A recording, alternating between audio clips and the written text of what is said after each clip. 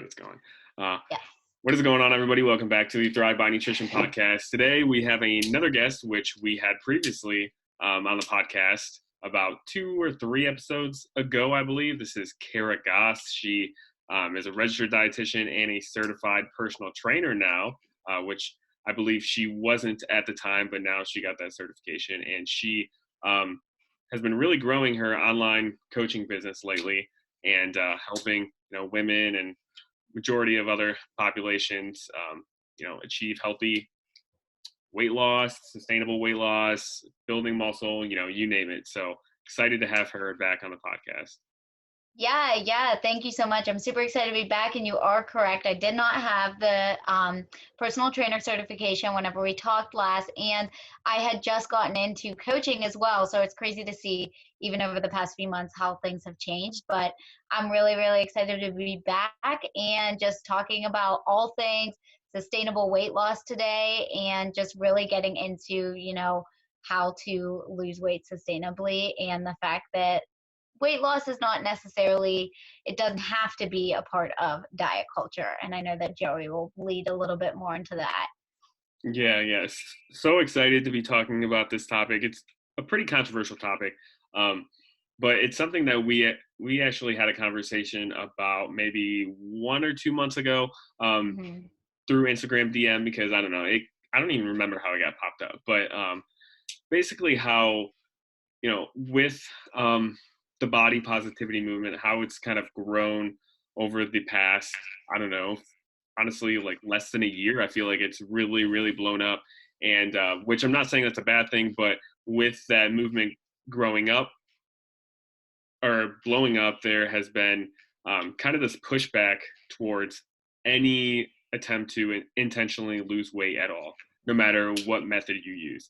And we just kind of want to talk about how body positivity and weight loss, how they don't have to be mutually exclusive, how you can have both at the same exact time.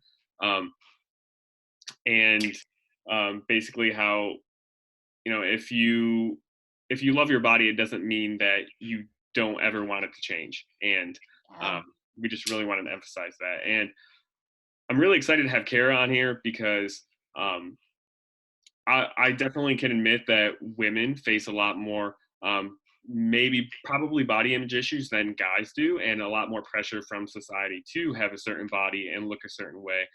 So I think it was important for me to have a female woman on here to kind of talk about their viewpoint as well, and not just me, just because guys, like I said, probably don't face as much scrutiny for not being a certain size.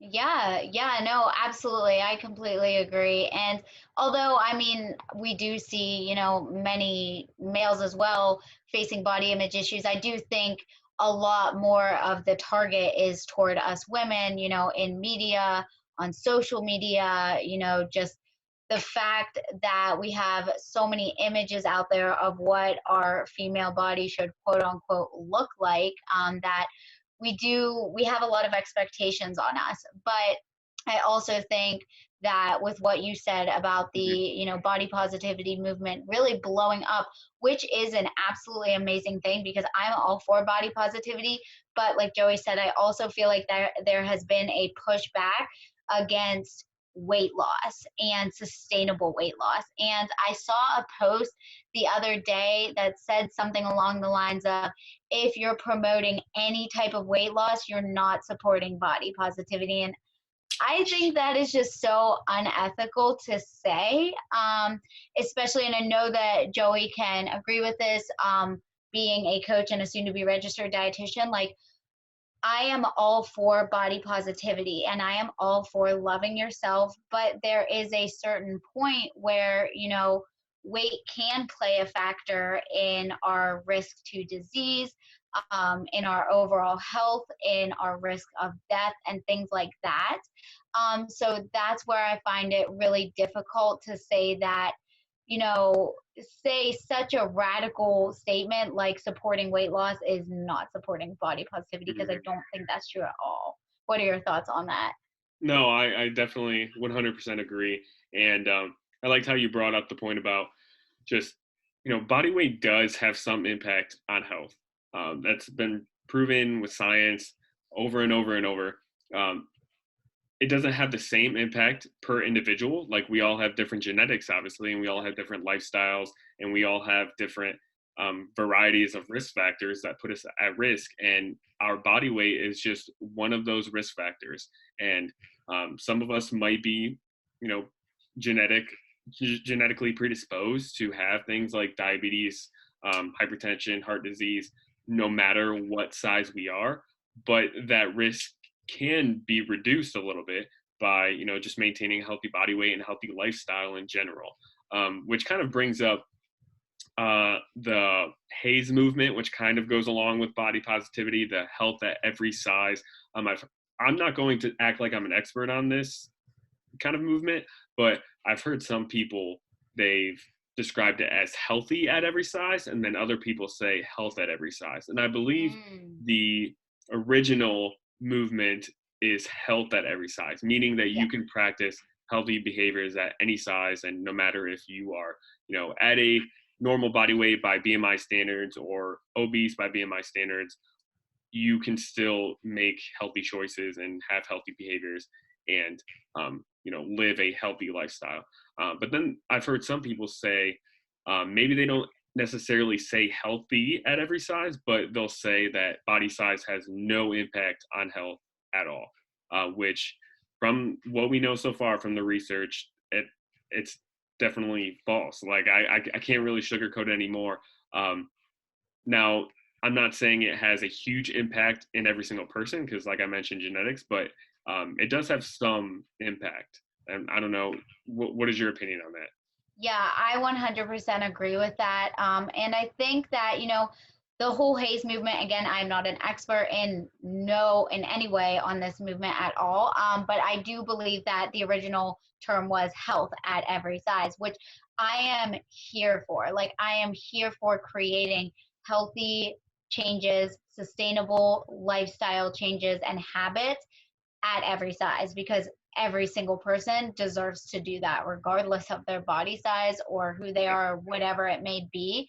But I think the whole thing is saying that, if a person is, maybe overweight or obese or anything like that, and they are they are still healthy, like they have, great lab work, they are in a healthy place metabolically and everything, like that is amazing. And there are people out there like that. Like Hmm. that's absolutely Yeah. true. But that's not to say that you can be any body size and be healthy. Like there are still people who are going to be, more at risk for chronic disease and different things like that, especially if you are creeping up toward those, obese levels. We're definitely going to see a little bit more of a risk for chronic disease and different things like that. But Hmm. that's not to say that there are people out there who may be overweight or obese and aren't healthy, because there still is. You know what I mean? There still are people out there who are absolutely healthy and maybe even healthier than a person at a normal size body weight. Yeah. So again, it's so individualized. Oh, definitely. Absolutely. Like there are people, like I'm doing my clinical rotation in my internship, and like I've seen people who they have um, high BMIs and they don't have any other issues. Like they don't have diabetes, heart disease, hypertension. Um, Hmm.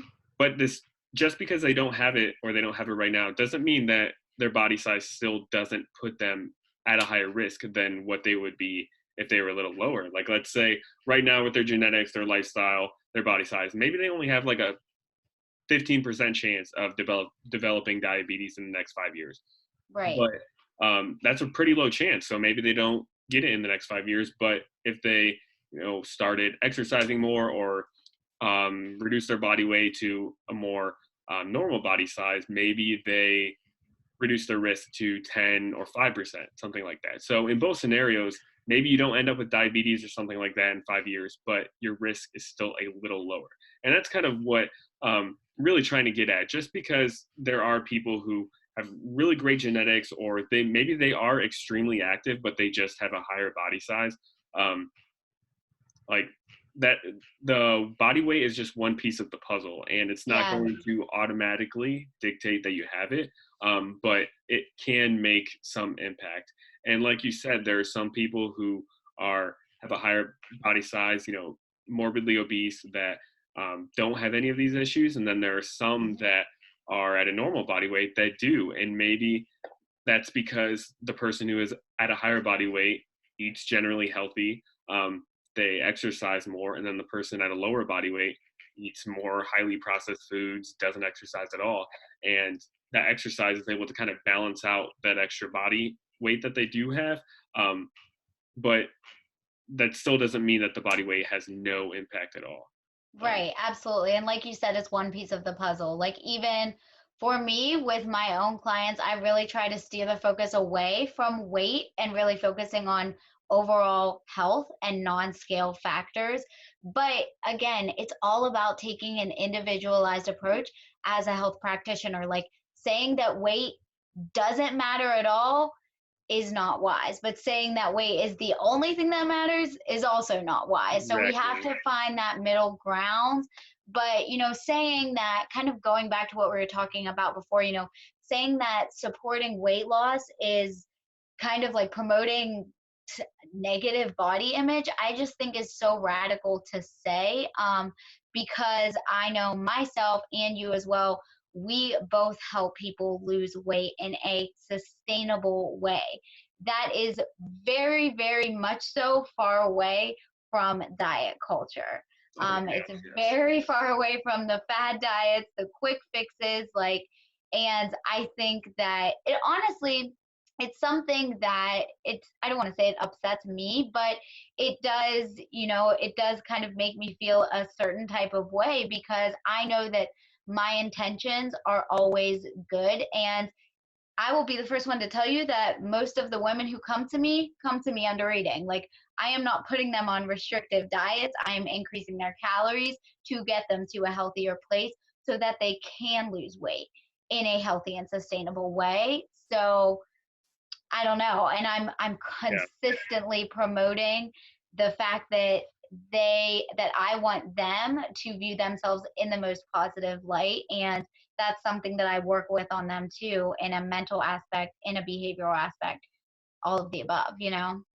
Yeah, yeah, definitely. And I like how you brought up the fact that um, being like, okay, let me restart. So you see all of these people, or some people online, and they'll have in their Instagram bios or not Twitter, wow, Twitter bios, it'll be in quotes like anti-diet something or Yes, anti-diet culture or something like that.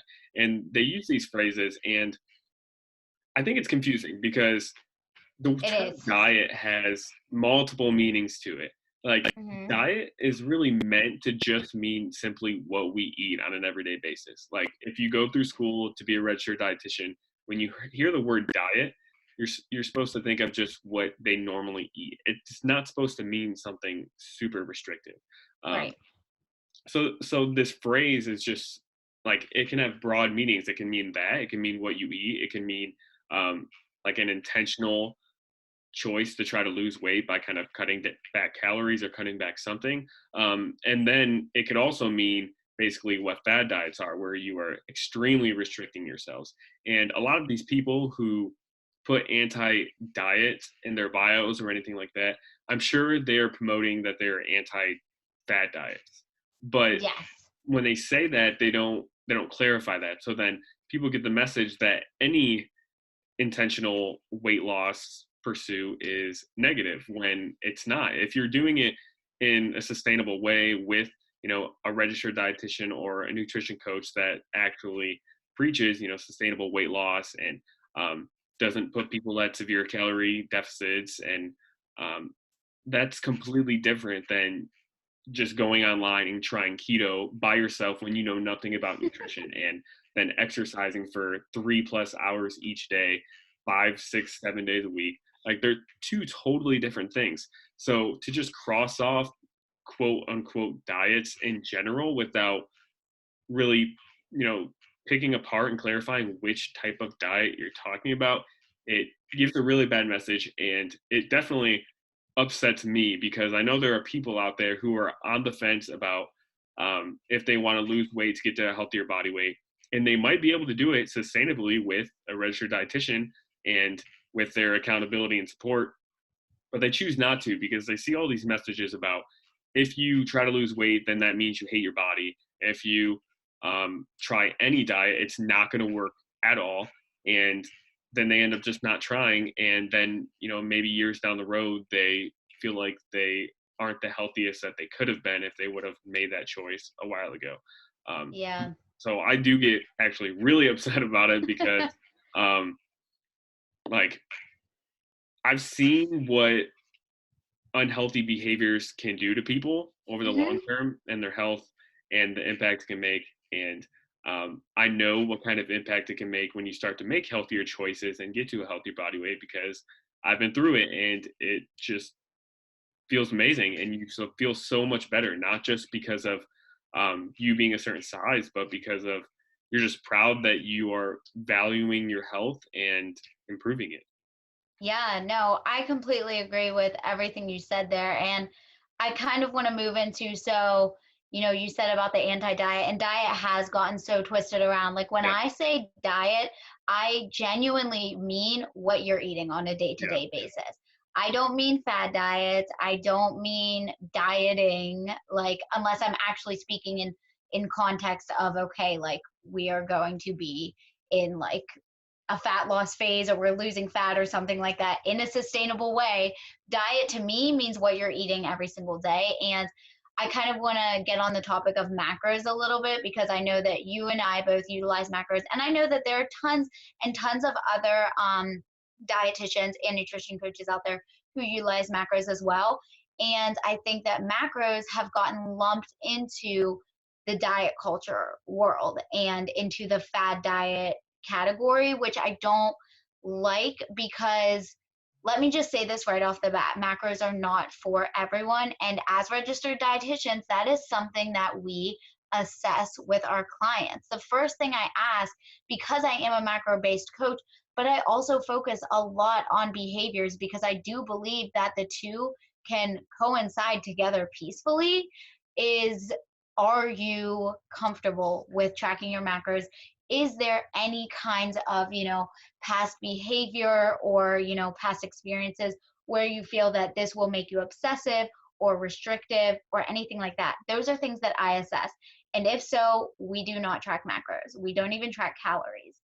So that's something that I think that has gotten so lumped into diet culture, which makes me sad because macros are not a diet.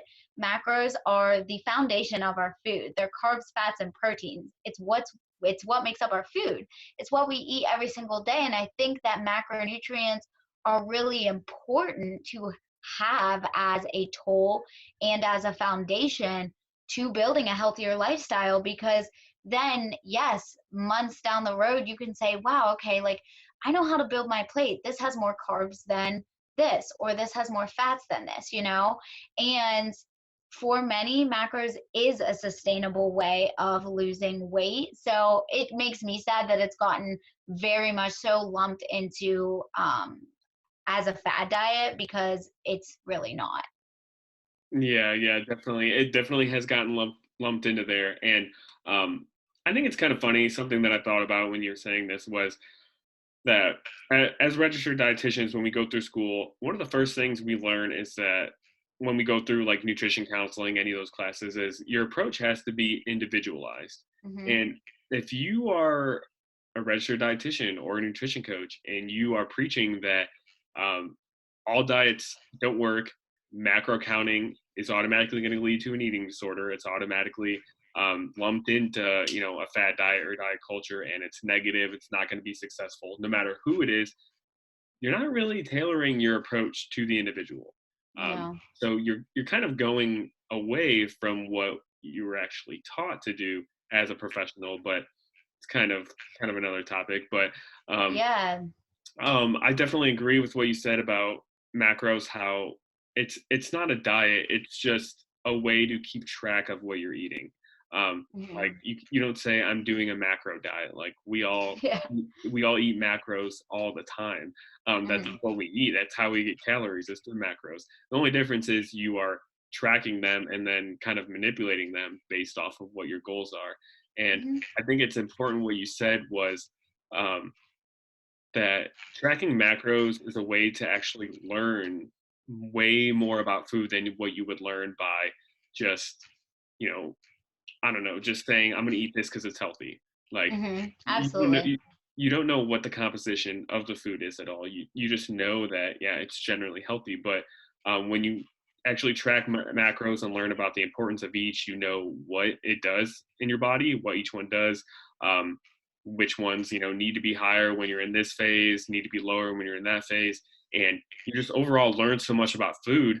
So then when you do it for a while and maybe you're not trying to lose weight or you're just trying to maintain your weight, you're able to do it without tracking because you have so Yes. much knowledge of okay, I have this piece of chicken, it's about this size, I know that's probably 20 to 30 grams of protein or something like that, Yep. and that's enough for a meal. And then maybe you're estimating at a restaurant and you get this portion of rice or something, and you kind of know about how many carbs or calories that is, and you don't even like think about it. You just think this is what I normally eat to maintain my weight, so I just kind of eat that. So I think people kind of miss that point that when you are tracking macros, you're not just trying to control something, you're actually learning, and you're learning a lot about food, which can carry on for the rest of your life once you actually decide to stop if you do. Yeah. Yeah, absolutely. And I think that's a big point that a lot of people make too, which is it honestly is a really good point. It's like, are you going to be tracking your macros when you're 50, 60 years old? Probably not. Okay. And we all know that. But I think that especially, any good coach or registered dietitian will know that, okay, yes, macros are a tool, but ultimately the end goal, like for my clients, the end goal whenever they graduate my program is that they can eat it's quote unquote intuitively without having to track those foods. You know what I mean? So we can gradually start weaning them off of my fitness pal, whatever it may be. I mean, maybe it might not even be at that time because they may still want to track because they probably will still have some, body composition goals or just overall health goals that they want to hit. And Yeah. that's the thing is like macros don't even need to be generally tied to body composition goals. They can literally just be tied to overall health. Like, are you getting enough calories? Are you getting enough micronutrients? Are you really assessing the foods that you're putting into your body? And I think that I love them so much because they are an educational tool, but I also think that they're very helpful to be used with behavioral approaches as well because you're learning how to fuel your body and at the same time, you know that you can fill those grams or whatever you need to hit that day with good foods and nutrient dense options. You know what I mean? And just like Mhm. I work with a lot of my clients on just like 2 to 3 small behavioral goals per week along with their macros and they've all told me how helpful it is to have those small goals and just how much more sustainable it makes it along with tracking macros. So again, it's all individualized and tailored to the person. Like if tracking macros is for some people and it's not for others, and that's something we have to assess. But saying it's a fad diet or anything like that, I think is just extreme. Yeah, yeah, and I like how you were talking about implementing behavior change with macros. Like Yeah. most good coaches, they don't just throw macros at people and then No, give them so no true. direction of um, how what behaviors they can take or what healthy behaviors they can implement to get to those macros. Like Exactly. that would not work for most of the population. And if there are coaches who are doing that, then obviously that's not helping their client at all. But Right. you know interconnect both of them, which I think Yes. is super important because then, like you said, when you start to wean them off of the macros, then they know how to make the same kind of choices just by looking at food, just having Yep. general awareness of what is in food and what is not in food. Um, Yeah. but there are also people who um, say that macro counting leads to eating disorders, or Mhm. any attempt to kind of track your food intake will lead to an eating disorder. Mhm. And I mean, my opinion, that's definitely not true. Like, it's on an individual basis, like you said. If they have had previous eating disorders in the past and they know that that'll trigger them, then absolutely don't even think about tracking calories or macros or anything like that. But there are a lot of people who actually can benefit from it, and I would think there are a lot of people who maybe they don't have an eating disorder technically that's diagnosable, but if they're on the fence or have some disordered eating patterns, I think tracking macros can actually help to alleviate some of that. Because if you view food as either good or bad and think, oh, that's an unhealthy food, I can't have that, or I'm going to ruin my diet, I'm going to gain a bunch of weight, I'm not going to be eating towards my goals.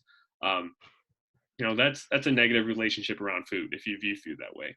But if Mhm. you track macros, you start to learn that if you hit just the general macronutrients, because like I mentioned before, each one plays a different role in our body.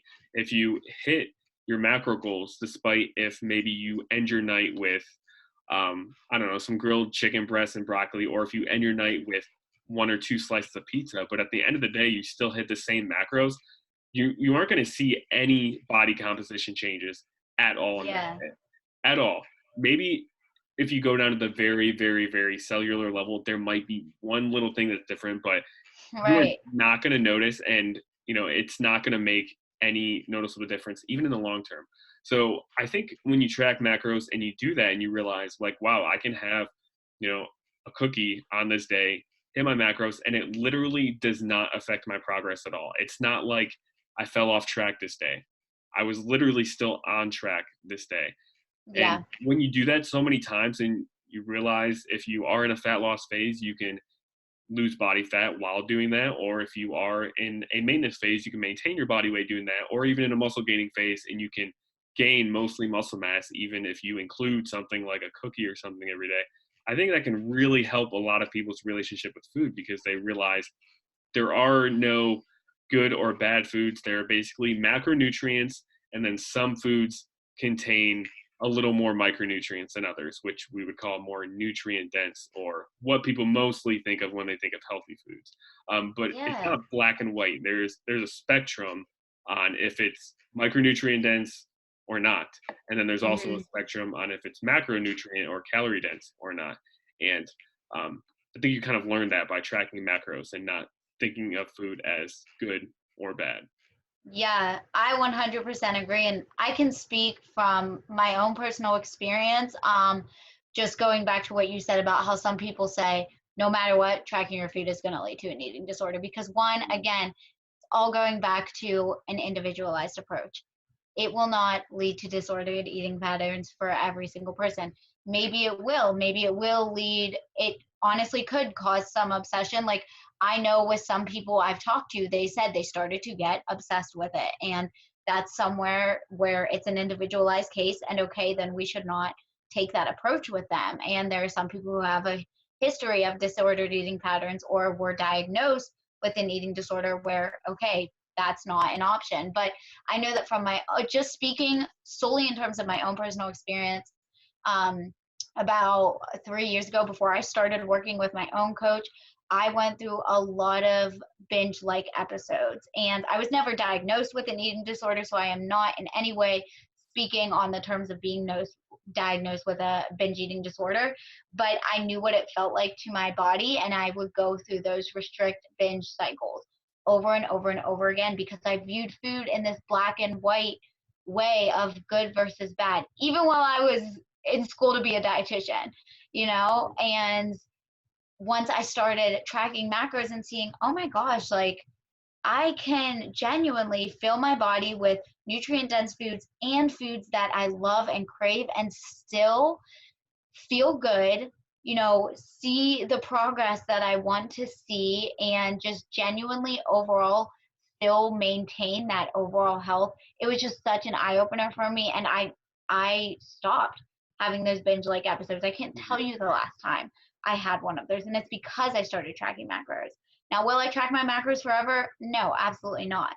But the thing is that, you know, again, it's a toll and it's very individualized. For some people, it may help them. For some people, it could lead to obsession. And that's something that we have to assess.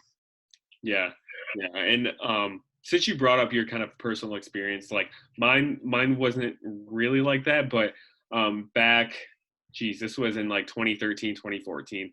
I lost like 40-ish pounds, and I did it uh, by really restricting my food, like eating, like cutting my calories in half, and then I would weigh Mhm. myself probably 4 to 5 times a day, and Yeah. Oh my try to gosh. make sure that I knew the next morning I would wake up a little lighter. So if I was like 170 pounds the one morning, I would constantly weigh myself and do everything I could to where that night when I went to bed, I was maybe 170, and I knew I would lose a couple pounds overnight just That's from, crazy. dehydration and not eating that time.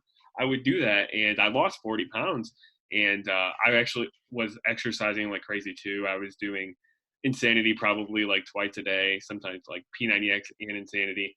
Um, so I was working out like crazy, and I was cutting my food intake. I was constantly on the scale, and I was not tracking my food intake at all. I just was just barely eating. I would eat like half of what I normally ate, or less, and I lost a lot of muscle mass. I got down 40 pounds.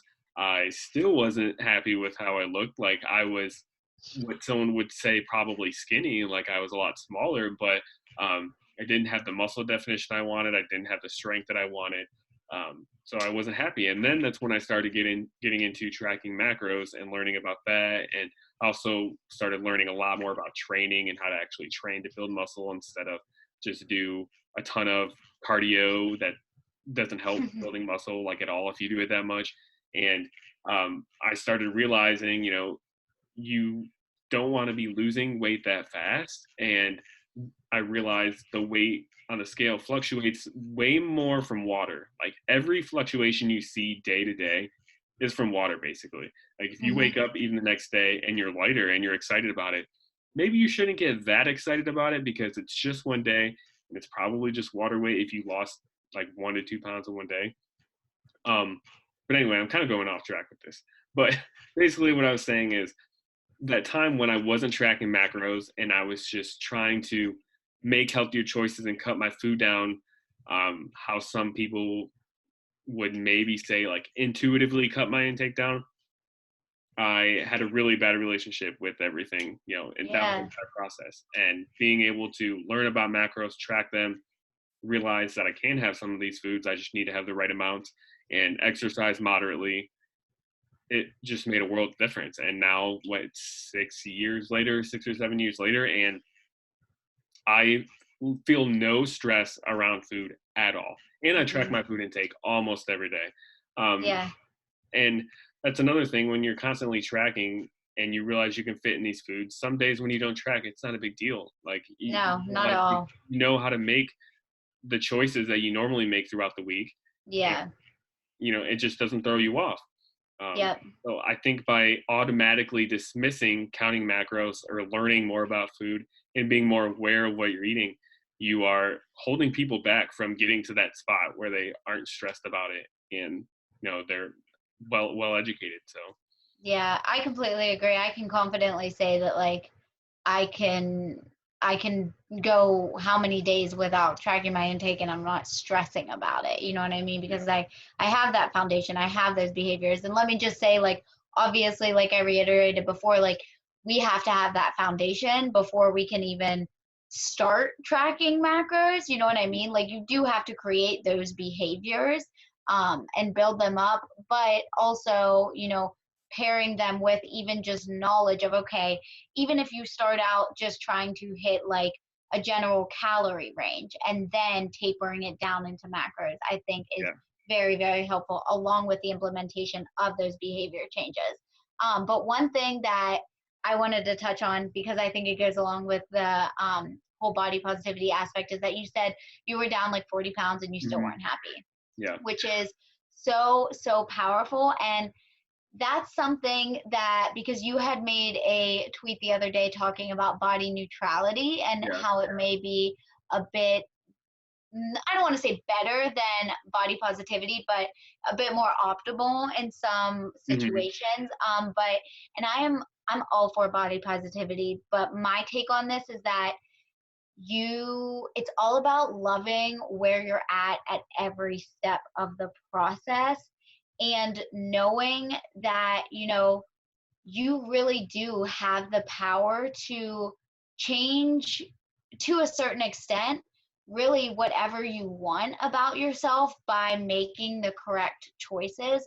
But I just think it's that overall importance of not being overly positive about where you're at right now in this moment, because in 2 weeks, maybe you're going on a vacation or something, and then you come back and like you feel different. Maybe your body looks a little bit different, and then you get so discouraged because you're like, oh man, I was feeling so positive about Yeah. where I was at before that. You know what I mean? So being in a neutral headspace, but also being in a positive one, but really saying like, okay, I love myself where I'm at now, and I'm going to love myself when my body changes in a few weeks, what no matter how it changes, and in a few months and in a few years. It's all about, finding that genuine love for yourself at every step of the process, Hmm. and love for your body. And just it goes so much deeper than the physical, especially on a nutrition and fitness journey. Like that's something that's one of the very first things that I tell my clients is this is so much deeper than just a physical transformation. Like I think oftentimes a lot of clients come to me with a goal weight in mind, and then whenever I ask them, why are you attached to that weight? What does that number mean to you? They can't really answer that. And I think what's more important is not getting to that goal weight. It's what comes along with the process of transforming your body. It's those mindset shifts, it's that confidence, it's understanding that you can do this and you can have love for yourself at every step of the way, but be okay with changes coming in the future, Hmm. if that makes sense. Yeah, no, it definitely makes sense.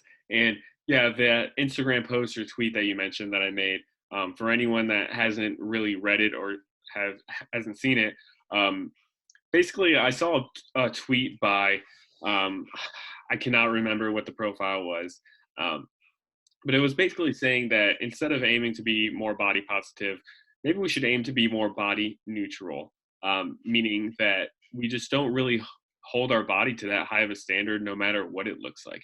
And I think that's actually a really great way to approach it. And I'm not saying Powerful. like if body positive, like 100% you overly love your body is on the right side, and then on the left side is you overly hate your body. I'm not saying we need to be smack dab in the middle neutral, but I think neutral should kind of be our base, and then we have a little bit of a range of a leeway to kind of change our body based off of our preferences. Like some, I don't know, some guys maybe they want to be more leaner and chiseled, and then maybe other guys they actually want to be, a little more fluffier, beefier, and fill out their shirts a little more or something. Like we're allowed to have those preferences, but I think making sure that we don't get overly positive about our bodies at certain points, or especially overly negative, obviously. um, I think it's important because as we get older, our bodies are going to change. Um, and Yes. by being overly positive about what our size is at this current moment or what our body looks like at this current moment, you're putting too much of your identity in physical attributes, physical things about yourself, how you look, superficial things, your appearance. But eventually that's going to change. Like you might have six pack abs now, but 20 years down the road, when you're 50 years old, 60 years old, 70, you're probably not going to have six pack abs. And if you're 70 years old, you probably shouldn't have six pack abs. You should probably put a little more weight on, but that's another story. But your body's going to change. And if you identify so hard with being that person with a six pack, even if it's just from getting older and you lose that six pack, you're gonna feel like you're losing part of your identity. And I think by staying a little more neutral and having uh, being a little bit positive about your body, when you feel like you look good, like there's nothing wrong with that. um, and then I feel like if you are a little negative about your body sometimes, it's not a hugely detrimental thing. It's just based off of preference. Like, don't do it off of somebody else's opinion off of you. Do it off of Mhm. what you want your body to look like, as long as you're, being healthy and maintaining, proper health. We don't want you, if you feel like you need to be, you know, 85 pounds or something, that's not a healthy weight for you. We don't want you to be anywhere close to that. We want to work through that. But if you are generally at a healthy body weight range and you feel good, you aren't having any problems, then there's nothing wrong with trying to change your body towards your preferences. Like, I kind of think about it as your body is almost like an accessory, or um, I don't know, like a piece of clothing to you, something that you can kind of display. That's how I think about it, at least. It's something that I can manipulate based off of what I kind of want it to look like. The only difference between that and my clothing, of how I view it, is obviously it takes a lot longer to change your body than it takes to change your clothes. Like, you can just put on a different piece of clothing. But I think about it the same way, as to where, this is how I would like to look, but if I can't look like that right now, maybe I just don't have enough time to focus on my nutrition to actually get a six pack. Maybe I don't have enough time to go in the gym to actually, have 25-inch arms or something. Doesn't mean I hate myself. Just like, if maybe I want to wear my favorite shirt when I go out to the bars or something with friends, and that shirt's dirty and I have to wear another one. I don't hate myself because I can't wear that shirt.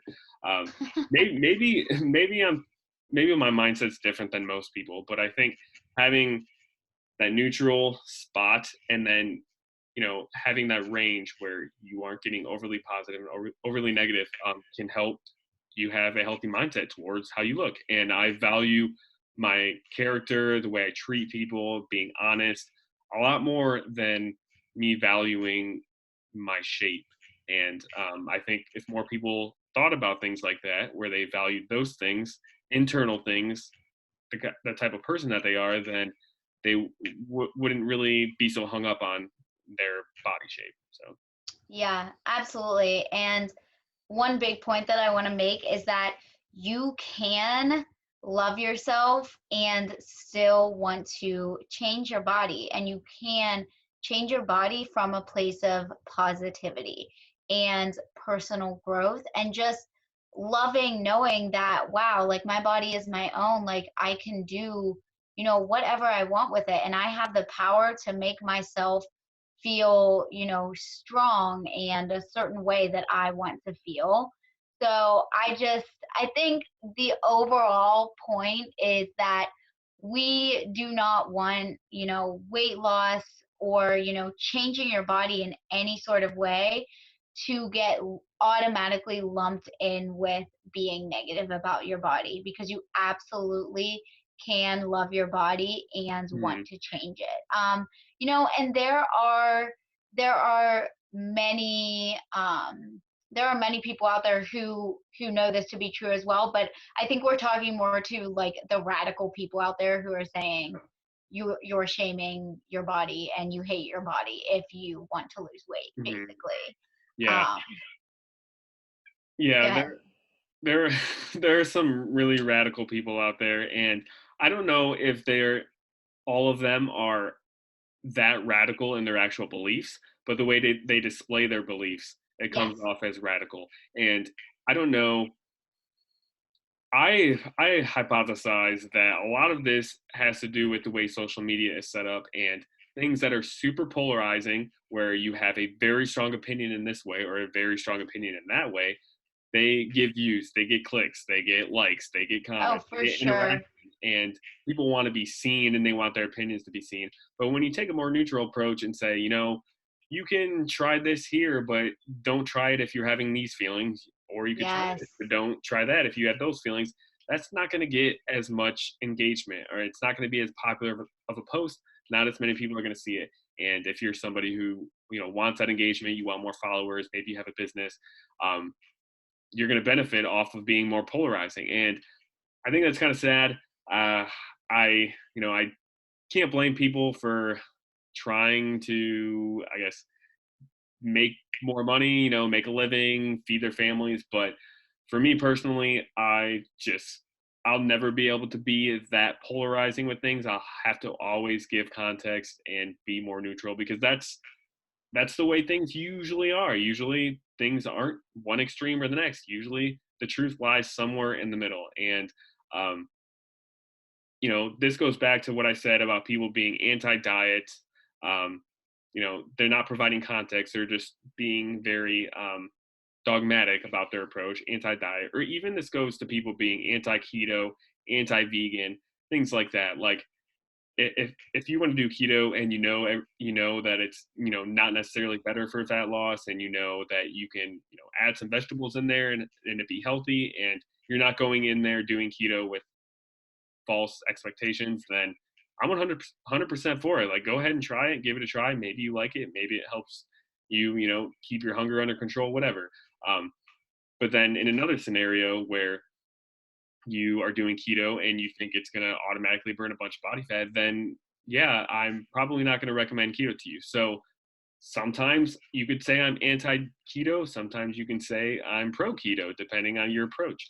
Um, Yeah. so this is something that Lane Norton actually says a lot, so I'm kind of going to take his line. But like, I'm not anti keto. I'm not anti diets. I'm not anti vegan. I'm just anti bullshit, where I just hate people spreading false information. And yeah, that was kind of my spiel. So Yeah, no, I completely agree with you 100% there on everything. And I just think again, it's all about your approach, and it's all about taking it back to having an individualized approach to everything that you do and everyone that you work with, and knowing that are, yes, some people's intentions are not the right intentions, but mhm. our intentions, I know that my intentions, and I know that your intentions, and many other dietitians and nutrition coaches out there who are helping people change their bodies in a sustainable way, our intentions are good.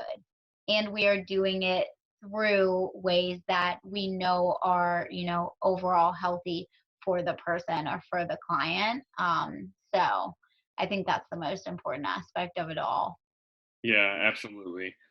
So I think we covered a lot in here Yes. so far. I feel like we could probably talk for another 1 2 hours about this and just go back and forth. We were But both like, I hope we have enough to talk about. I know, right? Like, if anyone listening, we really did not plan much at all with this No, podcast. We just wrote like a short list of like 7 bullet points and with no notes added to it, and just kind of none. went with it. So I hope you guys enjoyed it, and I hope you guys took away from it that you can feel good about your body and still want to change it at the same time. There's nothing wrong with that. And yeah, is there anything else that you want to add, Kara? I don't think so. I think we covered everything. Just always make sure you assess where you're getting your information from, and remember that the answer to all of your questions is normally it depends. Yeah, So 100%. just be smart about that. And I think we covered everything. Yeah. So before we wrap up, Kara, you might have said it in another podcast, but I want you to say it in here, just like where they can find you online and whatever. Yeah. So you can find me online at Goss _RD on Instagram. And I also have an email list. All of my coaching applications are on there. And then you can find me on Facebook as well, in the Fit, Fueled, and Fearless community for women on Facebook. And then my regular Facebook is just Kara Goss. Perfect. All right. Yeah. Well, thank you guys so much for listening. Hope you guys like this. I'm sure I'll probably have Kara on as a guest sometime in the future again. Um, Woohoo. but yeah, go check out her page, go check out her email list, go check out her Facebook stuff. She puts out amazing content, and you guys can definitely take something away from it. So without further ado, we're going to end it right here, and I'm going to stop rambling. But thanks for watching.